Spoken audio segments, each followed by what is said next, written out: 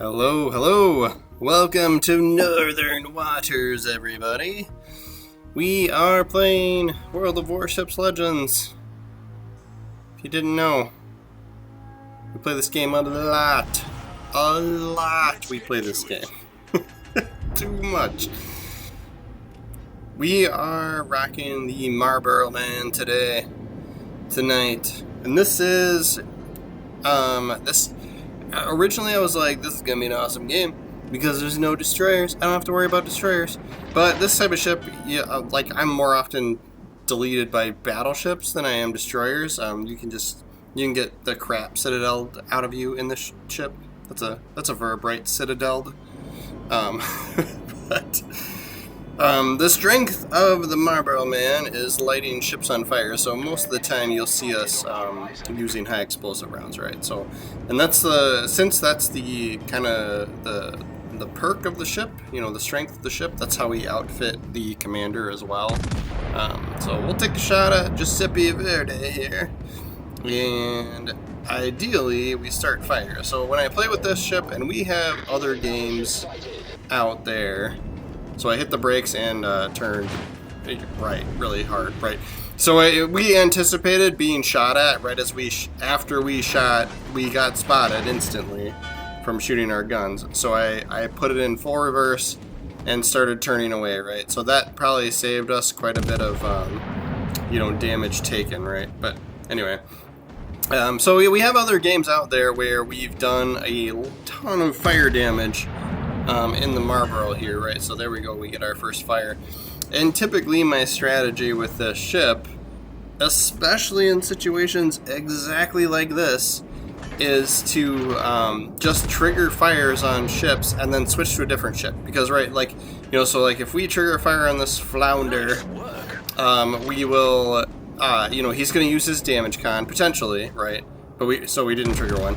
But then the idea is you just switch between ships, and so you're just forcing ships to use their damage con, and then the next time you go and trigger a fire on them, then they're forced to let it burn, right? So, but I think because there's no destroyers in this game, and it's tier 8, I think we had a lot of ships that were just putting the fires out right away, so we don't do a lot of fire damage. And then I think we were getting bad luck with, the randomness of that is fire generation, right? So RNG, whatever you want to call it. So we'll pick on this flounder here. Flandre. I like to call it the flounder, but yeah. Because I can't pronounce them, I'm, an idiot. Just make up my own names, right? So, but this is, if you could kind of see this situation developing already here, where the vast majority of the enemy ships are coming over to this sea side, and specifically where the sea cap is here, right? So we're getting lots of defend medals. We've already got 4 defend banners, whatever you want to call them. But they end up, they're chasing me down. Right, they're like, hey, everyone, go and attack that Marlboro, right? Which, fine, it makes total sense. Yeah, we take a bad hit there, right? See, that's what I'm talking about. It's normally, destroyers are not normally the biggest threat, because you can just die before the destroyers even get to you, right? But, this is the move, and this is, I'm calling this the sacrifice fly, right? Because if you can get a bunch of ships to chase you, then, and especially if you're one of those people that likes to have a higher win percentage, right? If you like to have a good win percentage, when you go and look around in your stats and stuff, this is what you need to do in this particular type of situation, right? Because I'm screwed. I'm incredibly outnumbered over here. Anyone who was on my side is either dead or left. And so it's just me. So, I'm trying my typical strategy with this ship, which is shooting different guys, lighting them on fire, and hoping that I get damage over time from fires burning, right? But I don't have a lot of luck with that. But because we keep angling ourselves correctly, we're not completely broadside to ships. We give them a little bit of haul and tease them with it, right? They're chasing us down. And because they're chasing us down and ignoring the vast majority of the rest of the map and what's going on, they're gonna lose. Like, so the game is tied right now. Like, right, like we're up 5 points compared to them, just probably because we capped a zone sooner. Yeah. So this flounder especially, like, look at how far out of the battle he's going to be when I die. Like, I'm going all the way back in the corner. So, like, this is why I don't chase ships. I'm looking at the secondary battery range for my ship. This is why I don't chase ships that are, like, leaving, you know, like, with, like, the few exceptions of, like, you know, alright, we've already got the game won, and that's the only guy I can go for, or, like, there's something really important strategically about getting that ship, right? But, like, this is why I don't chase ships. Like, I'm leading these guys on a wild goose chase, and while I'm not doing crazy amounts of damage to them and contributing a lot to the battle, I fully expect to not have a good XP score, especially with the, you know, my fire triggering has not been going well for me this game, right? But, like, we are pulling, look at how far away this Bismarck is. Like, he is not going to, the Flounder and the Bismarck are not going to be able to contribute to the game after I die. Like, they're going to be so far away. Yeah, we get a decent, so we switched to AP because that Flounder was going pretty broadside to us, right? So I'm like, all right, we got to try this. So we get a decent hit on him, but we still got 3-4 ships shooting at us. At least these 3 guys here shooting at us, compared to, you know, just our one set of guns.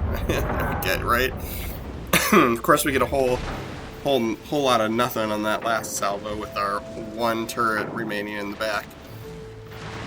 But so we'll watch a little bit of this game after we go down, just so I can show you exactly how it plays out and exactly why I went all the way in the corner. Like, if I can get multiple ships to chase me, you know, if it's just one, then maybe it's not going to work out the way I expect, right? But, like, if you get multiple ships to chase you and you take them out of the battle, like, look at the map right now. Like, my team has free reign over going up and getting Zone B up there. That cruiser's heading right for Zone B. And then we've got a lot of battleships with a lot of health. And so all we were doing was just whittling down the 2 or 3 battleships that were chasing us as much as we could. Just survive as long as you can. Whittle them down with, you know, in this scenario, we were using the Marlboro. So whittling them down with fire damage was kind of our best option there, right? But, like, you know, if you're running, like, a brawler build on a German battleship or something, you know, you've got torpedoes and secondary batteries, right? You don't use your ship's strengths. And then, yeah, so, like, 1 ship spotted on their team and against 4 on our team, and he's almost already dead. Like, the Bismarck and the Flounder are still unspotted and probably still can't shoot our friendly ships, right? So they're just going to come in one at a time and die, right? So down to 2 ships. It's 5 on 2. Like, just look at the map. Like, so, like, yeah, like, right in the beginning, all these ships coming over to sea, I'm like, all right, we'll retreat. We'll start moving away. And we'll do whatever fire damage or whatever damage we can do and see how many ships are going to chase us. So if you would have gone in and just sucked it up and fought like a man and gone in to Zone C and died early on, these ships would not be as far away as they are, right? And so now Zone B's getting capped. The Flounder's damn near dead. And they did 0 contribution to this game other than chasing me and killing. So it was like 3 ships chasing 1. And then now you've wasted the time that there is allotted for the match. You know, you only get 15 minutes, but, you know, yeah. So my team did a good job of dominating over by the A cap because they had the numbers over there that helped them out, right? We drew a bunch of ships away, and then this is this awesome. Sometimes it's just, like, great. It's, like, cool to watch the battle from above, you know. Like, normally you just quit. Like, you're like, oh, I'm dead, I don't care what happens. Or you just, you know, in this scenario, I'm like, all right, I know I'm gonna win. But I was like, I managed to draw those ships away you know, by doing this the sacrifice fly, we knew we were gonna die. They were gonna chase us down. It was just a matter of time, right? Do you go and fight like a man and die quick? Then it puts these battleships on the enemy team, you know, back in the fight way sooner, and then you have the potential to, you know, not win the game, right? But yeah, so I'm giving a ton of credit to myself when, you know, in the reality, my teammates are the ones who won the game in the end here, right? But yeah, so appreciate you guys if that was one of you. But we'll see where we end up on the leaderboard. I don't have high hopes for it, but that was just a matter of wanting to win that game. That was kind of the best thing we could do. Made 67 grand. Yo, no, whatever. But yeah, so just a good opportunity to show, like, you know, you can be the dead ship and do a lot of good for your team. But make sure to subscribe to the channel, guys. We've got more World of Warships videos on the way. Thanks for watching tonight.